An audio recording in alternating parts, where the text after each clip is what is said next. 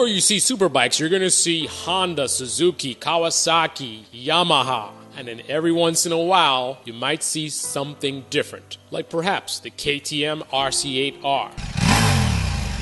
The new kid on the block that says to the Japanese manufacturers, watch out. First, let's go through the numbers. 173 horsepower. It's a 6-speed transmission. It's got dry sump lubrication. It's liquid cooled. It's got a wet multi-disc clutch, which is hydraulically operated. The frame is a tubular space frame. For the braking system, you have a 320 millimeter disc in the front, and that's going to feature a twin disc brake system, which is radially mounted with 4 pistons and floating brake discs. In the rear, you have 220 millimeter single disc brakes with 2 piston brake caliper and a fixed brake disc. The bike weighs 405.6 pounds with no fuel. KTM says this bike has one of the most powerful V-twin engines of our times and the best chassis in the world. They say it has the precision to cut out the others when entering the corner, with the power and traction to pull away from them exiting the corner, with the feedback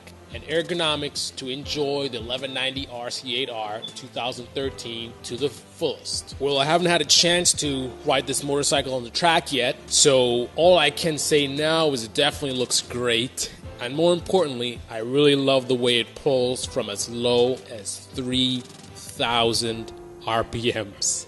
You heard me right. From as little as 3,000 RPMs, this bike is ready to go. And that's what you get with V-twin torque. And now let's talk with the new owner of the new KTM RC8R and see what he thinks about the bike so far. You know, when I first saw it, I fell in love with the bike. I just couldn't believe it. Unlike, let's say, the ZX-10 or the BMW, this is not a top-end bike. Very fun to ride around on the street. Awesome track bike as well. But the torque, you know, very low-end torque. It's a twin, 2-cylinder, so it's not like your typical inline 4. Probably one of the best handling bikes I've ever been on. You know, I've been on several sport bikes. You know, I've been on the CBR, I've been on the ZX-10, I've been on the R1. This is probably the best handling bike that I've been on. And as far as the brakes, probably the best brakes I've ever used on a sport bike. And you know, that's probably due to the master cylinder as well as the calipers being Brembo. Last bike I had, it's known as the Gen 3 ZX-10. I had an 09, which was a great bike. Don't get me wrong, great bike. But I actually think this bike handles and brakes better than the 09 ZX-10. Doesn't have the power up top like the ZX-10, but definitely handles and brakes much better.